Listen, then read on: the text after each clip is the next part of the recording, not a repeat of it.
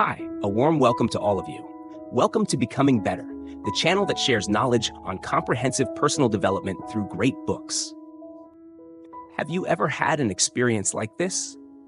You finish a long, busy day at work, yet deep down, you feel incredibly empty. The day was packed with endless tasks, report after report, back-to-back meetings. By the time you get home in the evening, you're completely exhausted, collapsing on the couch for what feels like forever. Then it suddenly hits you. You didn't read a single page of that book you've been meaning to. You missed that podcast episode. And you skipped your language class today too. And then that overwhelming sense of emptiness kicks in, making you feel guilty, asking yourself, what did I actually accomplish today? In this video, I'm going to introduce you to the book Make Time, a guide to mastering effective time management. I hope it will help you not only make the most of your time, but also reshape your entire approach to life. Have you noticed the title of this book? It's called Make Time. The interesting part is that the authors chose the word make. The goal of this book is to show you how to create time within your limited hours so you can spend it on what truly matters, rather than squeezing more and more tasks into an already packed day. It doesn't suggest cramming your day full of endless work. Instead, its core idea is to help you figure out how to use your time wisely for things that really matter to you.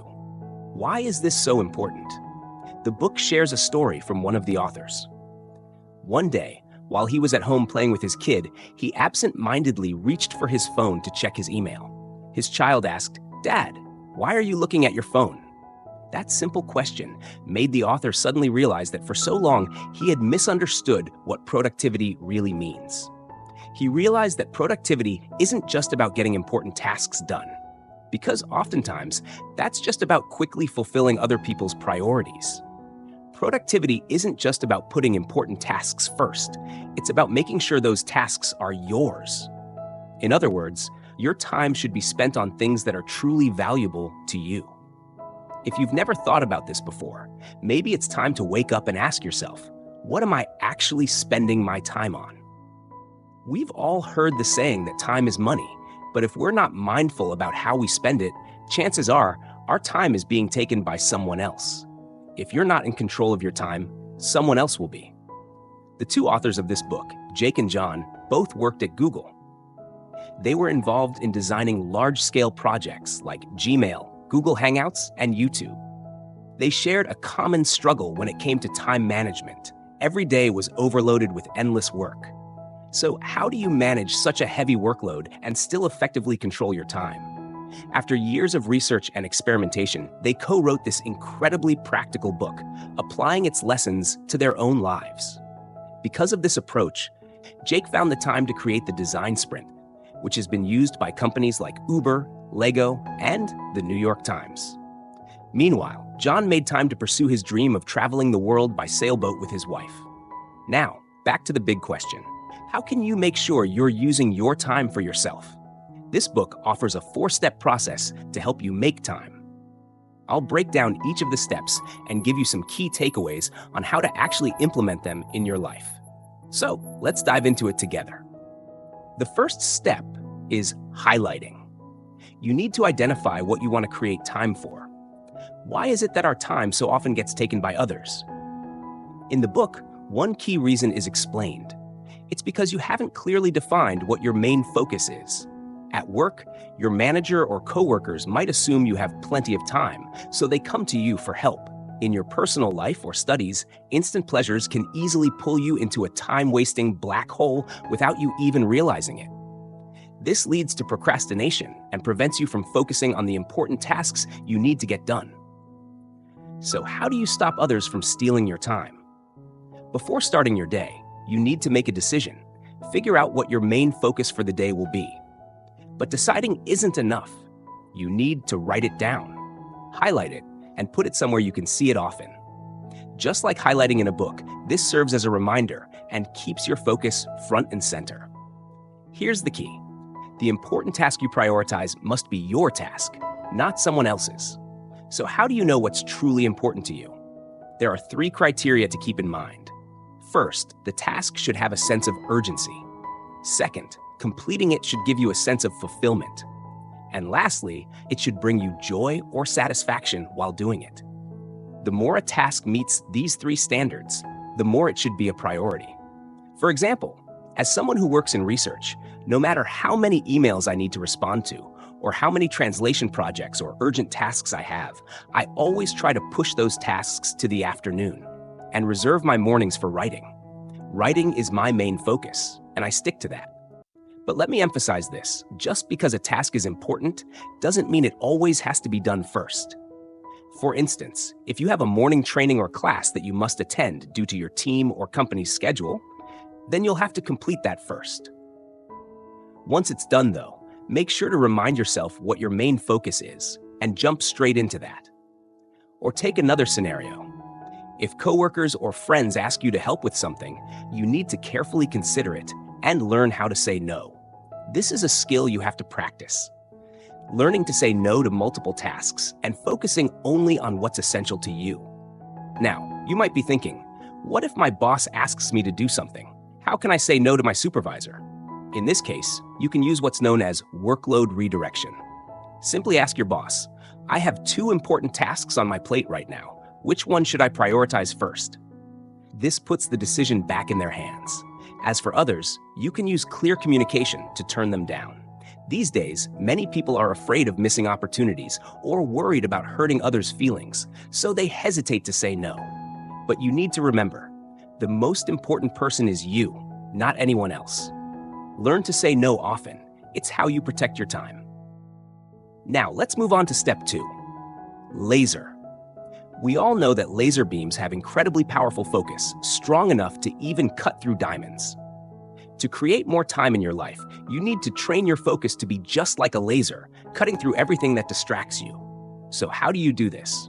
From their research, the authors suggest that instead of forcing yourself to focus, what you actually need to do is avoid distractions. In today's world, the biggest distractions come from technology. The captivating pull of technology is a time-sucking black hole. I've tried many methods to improve my focus, and here's what I've learned. Don't waste energy trying to battle against these tech distractions, trying to control or eliminate them altogether. Sure, you can choose to stop using them or delete time-wasting apps from your phone. This can be really effective, but only for a while. Eventually, you'll probably end up reinstalling them quietly. Why? Because behind each piece of tech are algorithms designed by hundreds or thousands of brilliant minds to keep you hooked. So, your ability to resist is pretty fragile. If you find yourself losing focus, it's not because you lack willpower. It's because you're too easily connected to these distractions. The best approach is to break the connection during times when you need to focus. When you're working, try putting your phone out of reach or flipping it face down. Log out of social media accounts before you start working. Having to log back in will gradually reduce how often you use them. For example, recently I've made a clear distinction. I use my phone and laptop strictly for work, while my iPad is only for entertainment.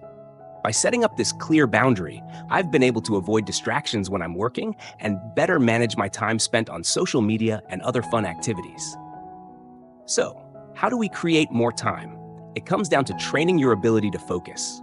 But how do we boost and maintain that focus? That leads us to step 3, boost your energy.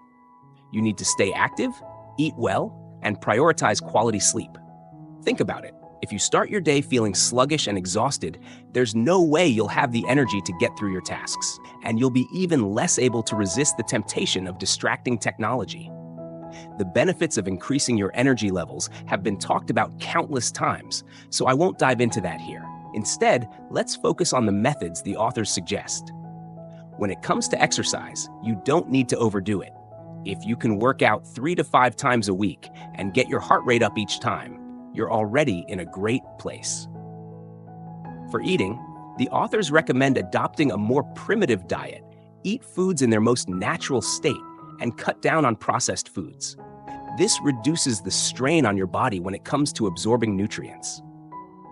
Lastly, for sleep, you need to create a sleeping environment similar to how our ancestors slept. In primitive societies, there was no artificial light, and very little natural light entered their caves. That's why the authors suggest dimming the lights in your room before bed, creating an atmosphere like nightfall.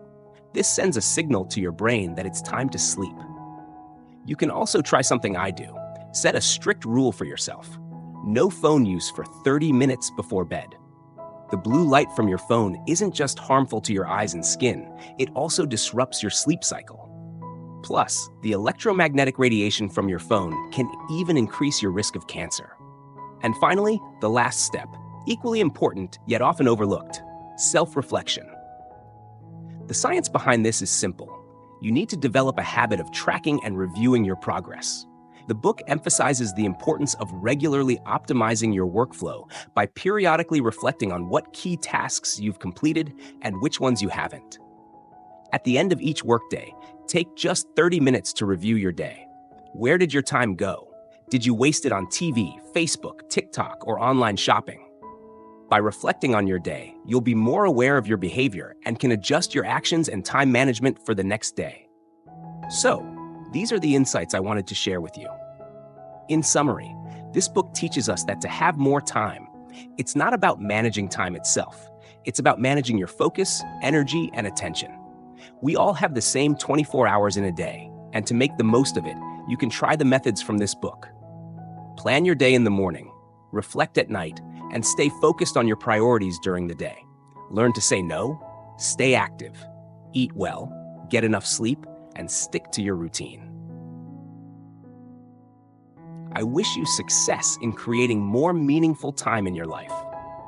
If you found this video helpful, please give me a like and share it with those who need it. That's the biggest support you can give me. And don't forget to subscribe and hit the notification bell to catch a new video every week where we review another book from Becoming Better. Thank you so much, and I'll see you in the next video.